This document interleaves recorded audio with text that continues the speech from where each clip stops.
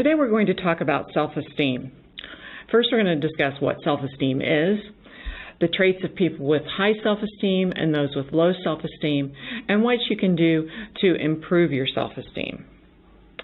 So what is self-esteem? First, let's talk about the word esteem. That may be a word you've never really heard. It's a little bit old-fashioned.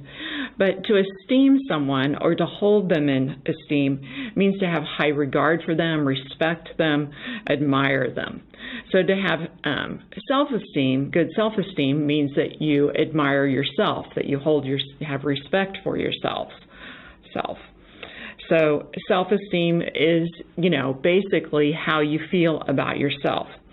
And it affects how confident you are. Obviously, if you respect yourself, hold yourself in high regard, then you're going to have more confidence. So in general, successful adults tend to be those who have good self-esteem. But they didn't necessarily start out that way. So don't think, oh, I'm a teenager and I really, don't have the greatest self-esteem. This can be something that can be worked at and can be built, particularly as you build skills over the next several years. So successful adults basically build their esteem as they grew up. So the traits of people with high self-esteem, they tend to be optimistic. They have a positive outlook towards the future as to what the future holds and, whether it will be good things or bad things. They're also confident in their ability to do things, but this doesn't mean that they know that they can do everything. They know that there are certain things they're going to be a lot more successful at, and there are other things that they may not be as good at. But they're willing to try new things, and they also, know that, I may not be as good at this as someone else, but I really enjoy doing it. So I'm going to continue doing it for my own enjoyment, even though, I don't excel at it, but it really brings me enjoyment. They value themselves and feel that they're a valuable part of their community. So this may be their school, their neighborhood, a religious group, whatever community that they're a part of, their work situation. They feel that they contribute to it and are a valuable part of it. They also respect themselves. And when you respect yourself and value yourself, then this means that you take care of yourself. You feel like that you are an important part of the community and you're an important person, and so you want to take care of that. You eat healthy things, exercise, not participate in risky behaviors, make sure that you wear your seatbelt and things like this. Those type of things show that you have self-respect. And also a part of having good self-esteem is respecting others. They also will speak up for themselves, not let other people criticize them or put themselves down. And they also don't criticize or put other people down. This is part of showing respect for others. They also have the ability to adjust to change. So sometimes, things in life change in ways that we don't want them to change. We need to maybe move to a new community, move to a new state, change jobs, change schools, things like this. And those things can be very stressful, but if you have good self-esteem, you know that you're going to be able to deal with these changes and make the best of these situations that aren't what you would prefer to have happen. People with low self-esteem, on the other hand, sometimes actually are kind of difficult to identify. So you think it'd be pretty easy to say, oh, this person, especially as teenagers, this person has high self-esteem, this person doesn't. But some people really can hide their feelings of low self-esteem, and so it's a lot more difficult to figure this out. And this is because some people, while they don't have personal self-esteem, they get enough recognition from other people that this helps build their confidence. But they're much more dependent upon the respect of and admiration of others than upon, they still don't have that personal feeling of, I really deserve this. And ways that this can show up is they're more likely to act in disrespectful ways towards themselves and to other people. They tend to fear failure more and be more pessimistic about the future. So people with low self-esteem tend to act more destructively, and this may include risky behaviors. And so this may become self-fulfilling in that they act in destructive manners, and they may cause themselves to come to harm. So low self-esteem, they tend to be, like I said, pessimistic about the future. Now, there can seem to be an association between low self-esteem and depression. But you have to be really careful here, because depression is a very treatable medical illness. So someone who is suffering from depression may have these same feelings as someone with low self-esteem. But if they truly are depressed, they need medical help, because this can be treated, and that can help them overcome this. So someone with good self-esteem, someone may have good self-esteem, but then have an episode of depression, and then because of the depression appear to have low self-esteem. So like I said, this can be a little bit tricky, kind of this in between, is it low self-esteem, is it depression, or are the two things kind of one and the same? So like I said, that's kind of complicated. So what can you do to help build your self-esteem? There are definitely things that can be done, and the most important thing that is supported by research is how we talk to ourselves. So this is called self-talk, and it's important to have positive self-talk and not negative self-talk. When you have negative emotions like fear, anger, and stress, and talk to yourself in a negative ways, this has been shown that these negative emotions cause the brain to actually close off to opportunities. So we become so focused on these negative things that it prevents the brain from seeing other possibilities and other options and choices that we might have. So having negative emotions, talking to ourselves negatively, blinds ourselves to opportunities that are out there. On the other hand, when we have positive thoughts, things like joy, contentment, and love, these emotions don't cause this kind of blinding to the outside world, but rather open us up to the opportunities that are available in life.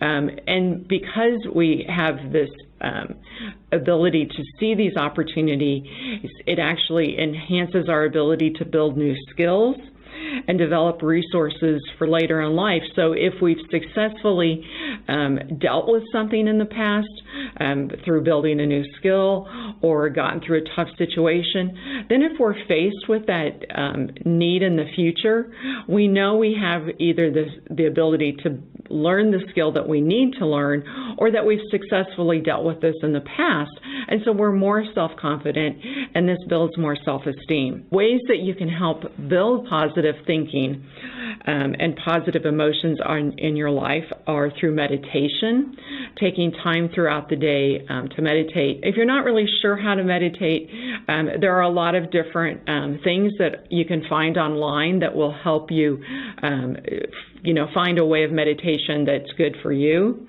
Another thing that has been found to help with positive emotions and positive self-talk is writing down things, having a journal, and particularly writing positive things. So again, if with your writing you focus on negative things, on negative emotions, then this isn't necessarily going to help build your self-esteem. So you want to, spend the time writing about things that you're grateful for, positive experiences, things like this. And then just plain old taking the time out to play. Sometimes as we get older, we get so wrapped up in the things that we need to get done that we don't take time out just to enjoy life, take some time to do those things that just really bring us joy. And this may be physical play, or this may be participating in other creative activities that bring us joy. So basically, if you're happy, that tends to breed success, which brings more happiness.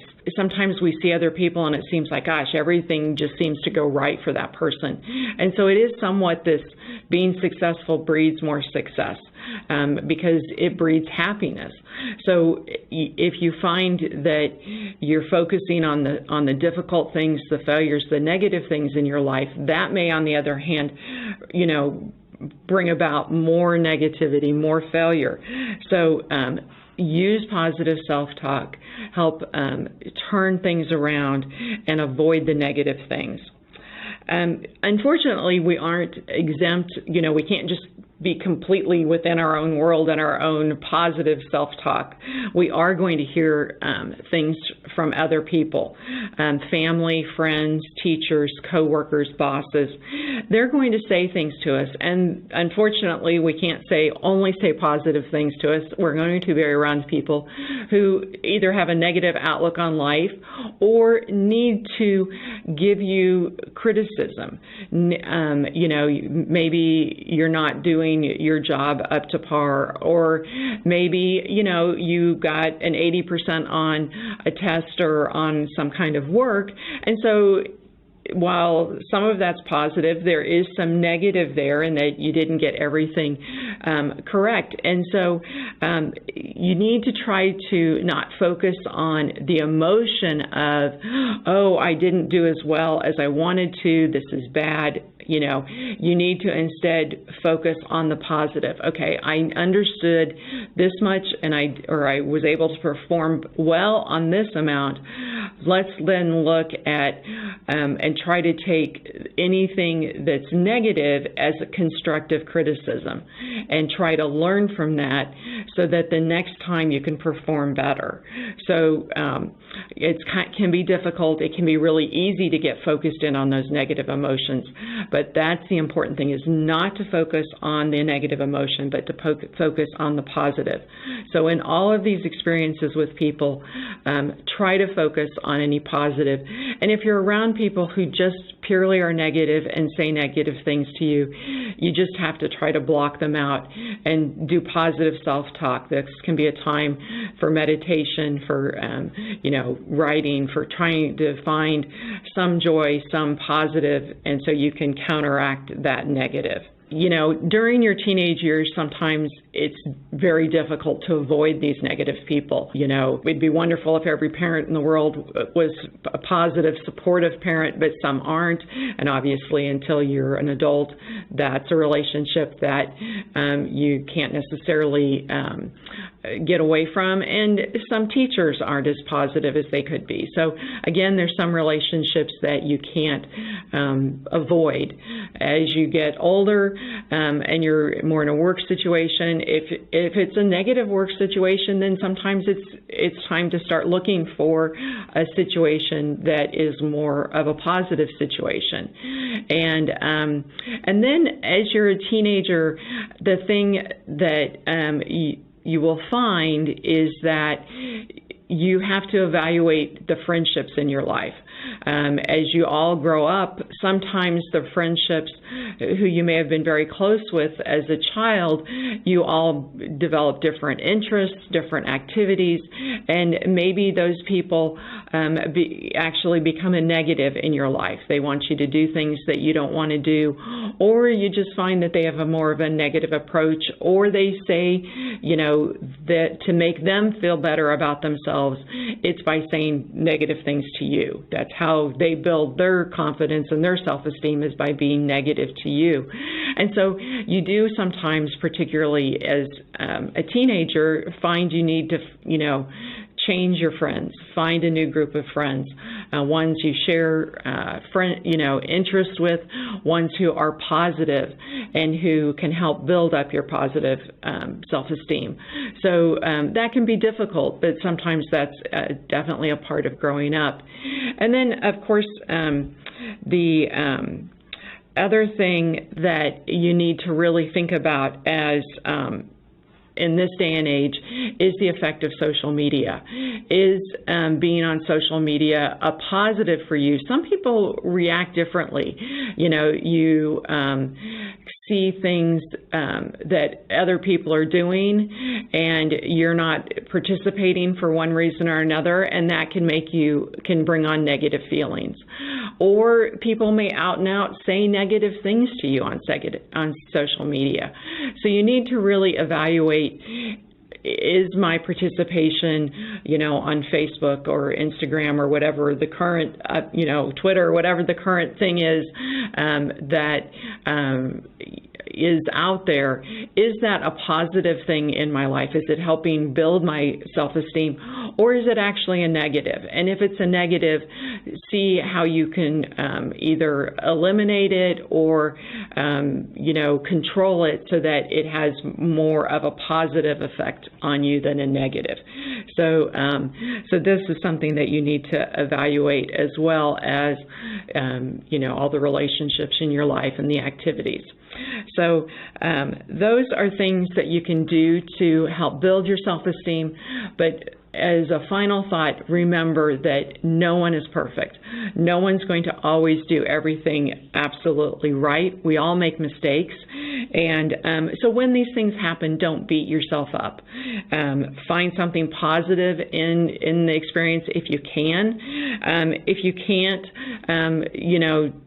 do if you need to apologize, or if it was some kind of schoolwork or something and you just didn't get it right, try to make it a learning activity as much as possible, and don't focus on the negative emotion. Find something else positive so that you can move on from that. But don't beat yourself up, because, those things happen. So, okay, well, that's our talk about self-esteem. Thank you. Goodbye.